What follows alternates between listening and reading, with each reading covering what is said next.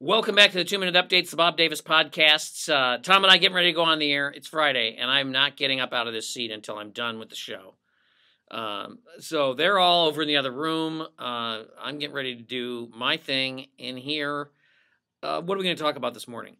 Well, we're getting unemployment numbers at 7:30 Eastern. Most people don't expect them to be good. You never know what they're going to say, and I don't care what all these analysts say. You never know if they're going to be good or not. Most of them don't expect any change in employment, and it's this whole question about whether or not we're in a recession or not, which is almost a technical question at this point. The other thing going on, of course, is yesterday's press conference by the president. You're going to be hearing a lot about some of the stuff that he said. It was really an extraordinary press conference for a president.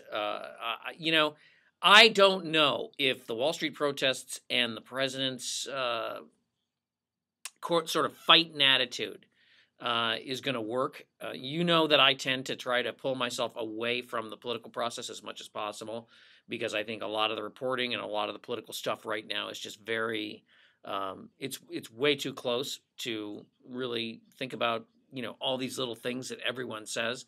But I think yesterday was really a watershed moment. We'll talk about that. There's a state issue. Tom and I are going to talk about the idea that economic projections for the state are not what they thought they were going to be, which means that there's going to be a cash flow / revenue problem. And I want everyone to go back to when Tom Emmer, Sue Jeffers, and I sat here and talked about why the state budget needed to be cut, not increased. They increased the state budget. This is what people sent Republicans to the State House to do. They chickened out. There's no other way to put it.